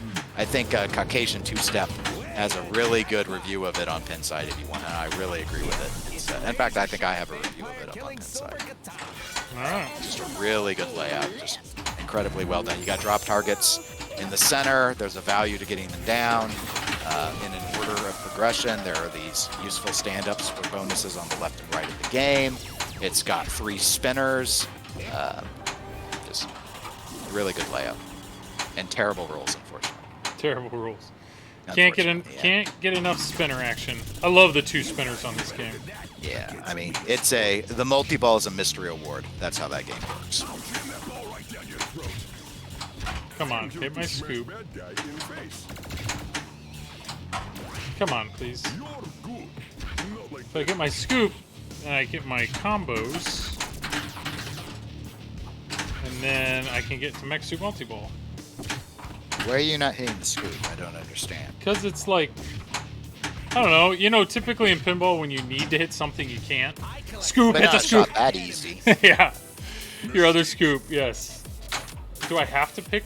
Okay, I'll get my combos. Then I'll finish this mode. Yeah, I got 47. We're good. I've not traded Radical yet on the sword because it left the club okay. before they had updated it. Oops is right. I have an extra ball. Now is it 45 mech suit or is 50 mech suit? Well, you have an extra ball at least. Yes. Is mech suit lit at 45?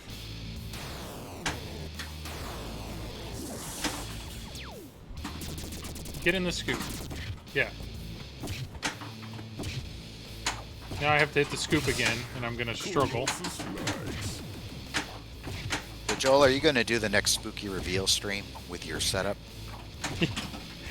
Yeah, if they ask me, sure. If they ask me, sure. Why not? I mean, I'd love to. I get it. By me talking negative, I'm I've never been put in that position, but yeah. Oh, I'd be happy to do a reveal stream for somebody. Well, I'll give Robert your number. Go to San Antonio. All right, it would be great if I could hit. Any I still shot. have his cell number. Oh yeah, I forgot he called, or you called him for the interview. Yeah, we did do that one over the phone. But he used to text me. Oh yeah. Just say, hey Dennis, hope you're doing well.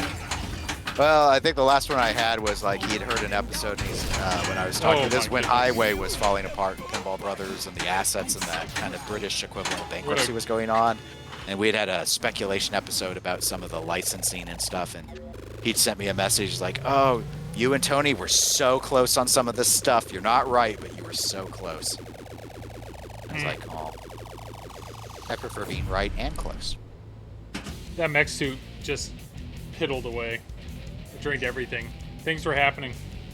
I also realized that my lockdown bar is not locked down, so I should probably do that. There's more Deep Brew news that hasn't been leaked. Oh boy. I don't know. It just saddens me. It's a shame. Does the extra ball weapon collect change? My auto is extra ball. It's got to. Joel's is 30. I mean, I could reset that. So, we're doing this again. All right. I'm probably going to quit at midnight, so hopefully we have a really good, long game here. And I can break my GC so Marv won't be disappointed in me. I'm going to go for Disco Ball Multi-Ball, because that is just a good time.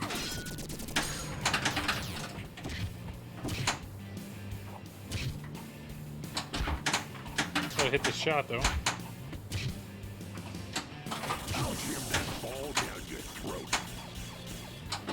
Nope, that's not the shot. Okay, that'll work. Disco with no battles, yep.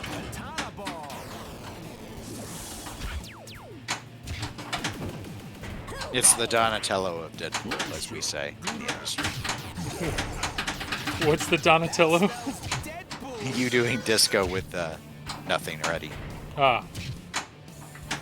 I haven't. Your motto is never be stacking, apparently. Well, you can't. You can't stack Disco Ball. No? Disco Ball I actually is. I don't think yeah. I've ever played disco. Disco Ball is entirely I've never gone for it. by itself, Oh, which is that makes weird me sad. because I actually asked Tanya about it, and I was like, "Why is that?" Because it ends up being a weird, like Berserker Rage. You can't do anything with once you've started it. You can't start a mode, so you're just kind of stuck in it. And this Disco Ball is a similar one. You can't. For Birdo's chat, I have heard that if you were to buy a we go. Cyclone and just paint it purple, it would be Raza, and you could put it in your lineup. Ben Heck, man, that's all he talks about. Oh, he has an Constant. extra grind there. Constant conversation of that's all he wants. All J-Pop wants to do is remake Cyclone. That's all he says. I mean, I get it. He has like personal time and energy and everything invested in that company and with that guy, so I'd understand why Yeah, he's well, bitter. but I mean, he is being a little excessive, maybe, just a little, That's true. Oh boy, there goes Disco Ball. or repetitive. I should probably say he's being Yeah. a little repetitive. Barely got any combos. Ben hates J-Pop with a passion. Yes, he does. You can't start Disco either if you have Sauron or Mexu prep. I know. Disco's, I mean, I just did it. It's great. Thanks, Marv. So, Marv, what should I have focused on? Because I clearly did everything wrong there. He's probably just saying, just scoops. Ben Hecht is the smart guy in the office that no one wants to talk to because he has no people skills. I would be interested. I mean, I've heard him on podcasts, and he's a bright guy.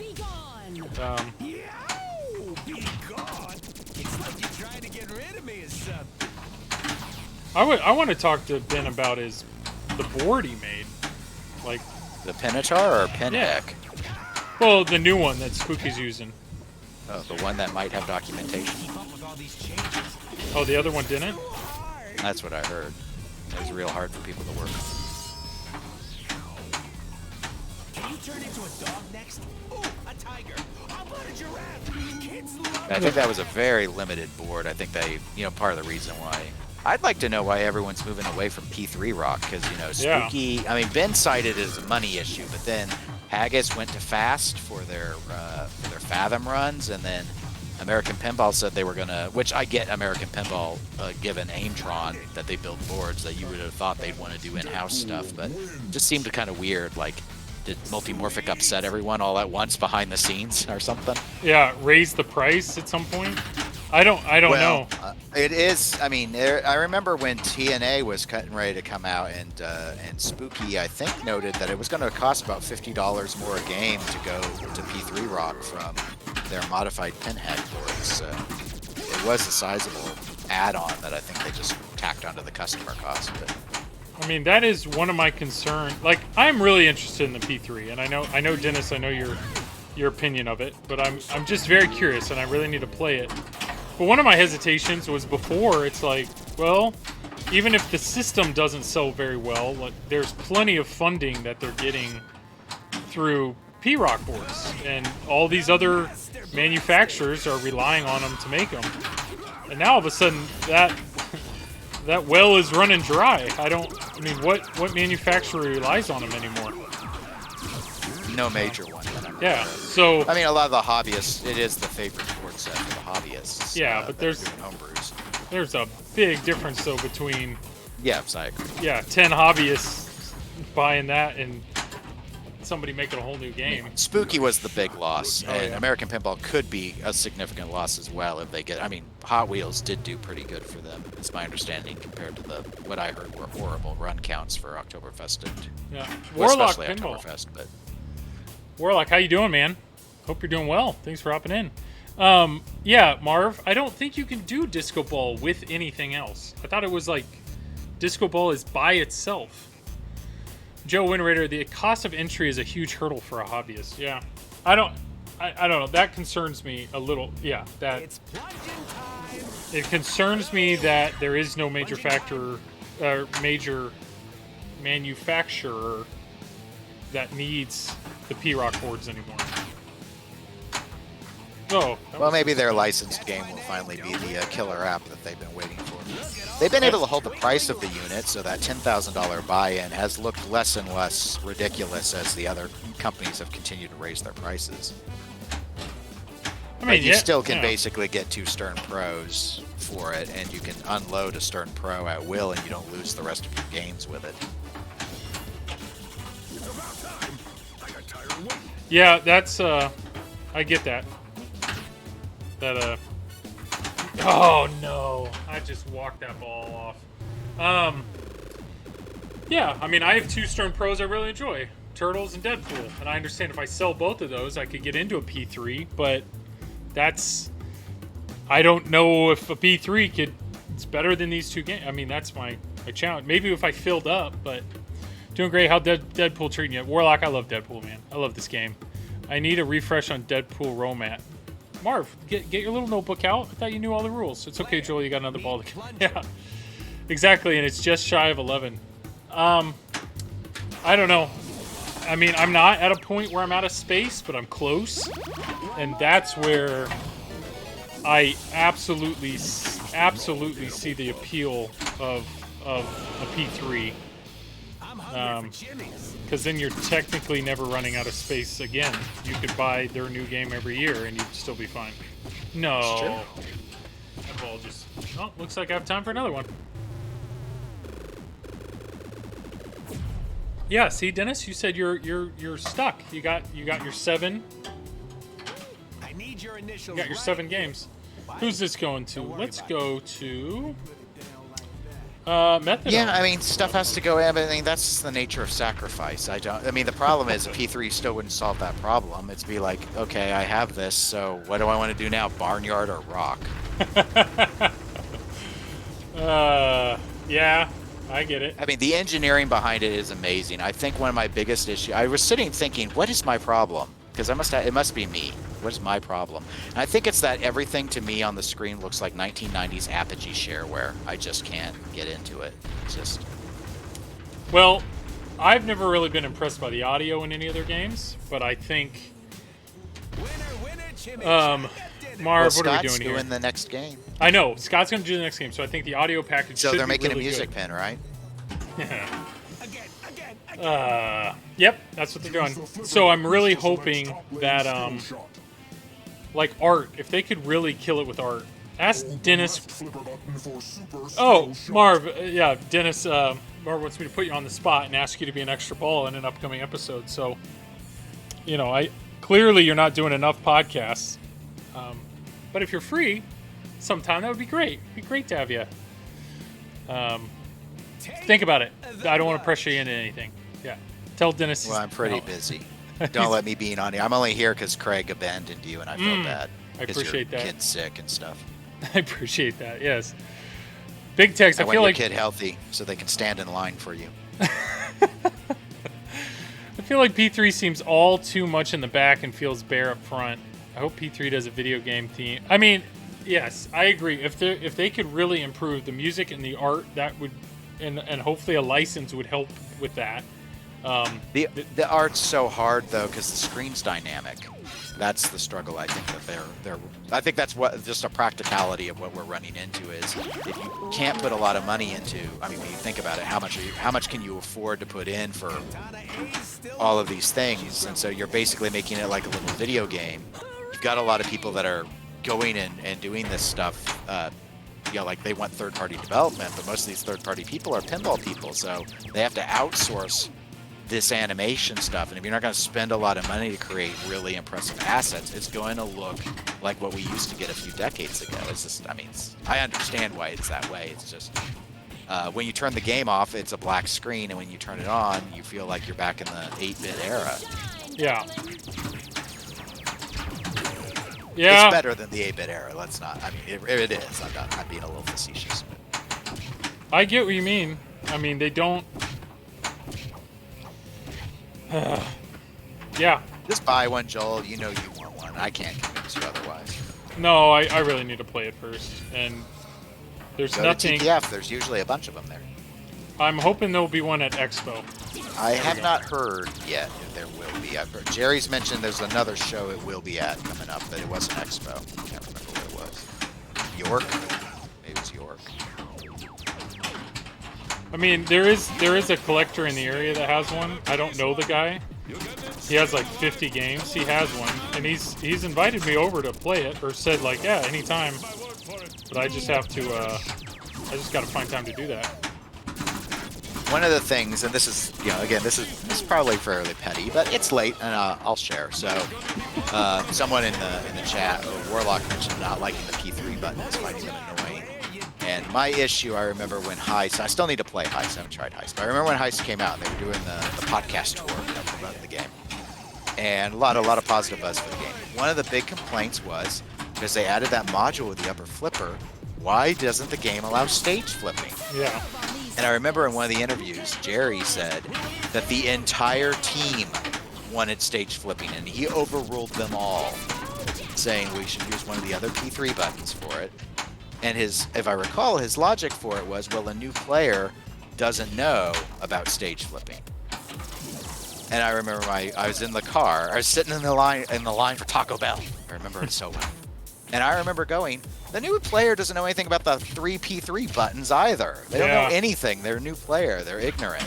So there's not one superior method versus another, other than you have now alienated everyone who's familiar with pinball by choosing to do something different just because. I mean, honestly, when he said it, I had assumed the real reason was going to be, oh, well, the P3 wasn't designed with leaf switches stacked, so we don't actually have stage flipping program. I mean, you'd have to put in a new button. You'd have to put in a new leaf switch. Because normally those are layered. I'm sure have you ever looked at at how it is on on a game with 3 flippers. And I was like, P3 probably was never engineered that way because they never envisioned having a 3rd flipper originally. But nope, it was for the new players. So, anytime I have like friends or family, apparently that's another thing I say too often. You don't have any friends. Nobody likes you, Precious. If I have anybody like that come over, though, and play Turtles, you know, oh my goodness. Most of the time, they don't realize there is a 3rd flipper. And it's not until they see it moving do they realize, like, oh, I can use that. So if you put it on a separate button, they're never going to see it flip. That doesn't make sense to me.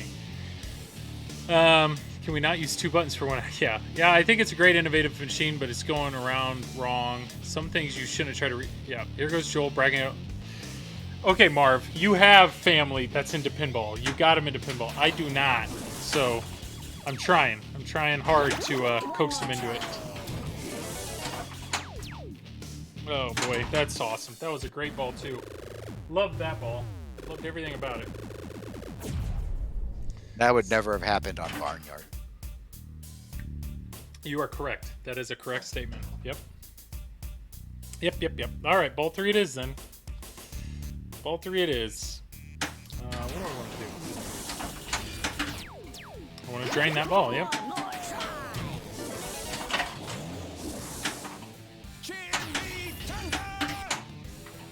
There's a lot of I think there's a lot of points in the T-Rex mode. Ramrod, thank you, man. Was that her? Did I get her? Oop. Stay. Do I have little Deadpool? Yes, okay, let's do that. Good night, Dennis. Joel. Oh, you're going to bed? See you later, buddy. Thank you for your encouragement. You only have 4 minutes left, or else I'd go to bed too, because I don't normally stay up this late. Yeah, this is great. Thanks for joining in. I should be getting my rest for Brian Clater's new watch design goes on sale sometime tomorrow morning. Did you get his other one? No, I woke up an hour too late. I didn't know what time they're going to sell it, and they're a UK company, so apparently it was like 6 a.m. my time or something, which I think I was at 7. So Nice. So they're a pinball themed watches, yes? I think from what I've seen from the sneak peeks, this one's going to be maybe it's bingo, but it looks pinball. What was the first one? It was EM Arcade, like a shooting gallery. Oh, cool. So it goes on sale tomorrow, you said? Yes. They're supposed to email when it's available. I don't know how many. I'm going to assume it'll be limited again. Last time, I think it was limited to 200 units. I don't know how much it'll be either. But if it's under $1,000, I'll do it. Nice That's pretty shot, neat. Rookie. Because that's less than a topper. Or when you play, you can take it off and just set it up there, and then... I count Boom. everything in toppers at this point. That's fair. My There you go. car There's was about 20 toppers. There you go. Yeah, I remember when I was in high school, I saved all year long for an iPod, and so like $300. So when you commit that much time and energy, it's like $300 became how I compare everything. You know, it's like, oh, that's 3 iPods, or that's this. It's the same thing. But I've already suggested this, but I think it would help to open source a fully functional P3 game to make it easier to onboard developers. I see what you mean. Yeah, that way they can all tinker with the same game. That would be fun. Well, everyone, I am streaming again tomorrow night. I will be streaming on the Flippin' Out channel. So I will be streaming Mando. Zach and Nicole have let me borrow that, and I'm very appreciative of that. So tomorrow night, same time, roughly 10 to midnight. Normally I go a little later, but it's been a long day. It's been a long day, but it has been really nice. Yeah, my daughter's been sick today, so dealing with that has been a joy. And yeah, it's a great way to unwind, and just a fun game. Just a fun game to play. Dennis, appreciate the chat. Appreciate the conversation. It's always good chatting it up with somebody else instead of kind of standing here talking to myself. So, Well, I didn't want you to be alone in the rain, but this won't be a habit. that's totally fine. You're always welcome. Yeah, really appreciate that. So anybody, if you really enjoy that voice, if you don't know, it's Dennis Griesel, Eclectic Gamers podcast, or he's on Pinball Show. Or if you have any watch questions, feel free to hit him up. But yeah, I will. I think we'll shut her down here. Who should we raid is the question. Isn't Pinsomniac streaming? I hope he has started. I think I got an alert saying he had started. Okay. Well, if he has started, Nick has been out for a while. He's been busy with a lot of stuff, so I would love to go his way.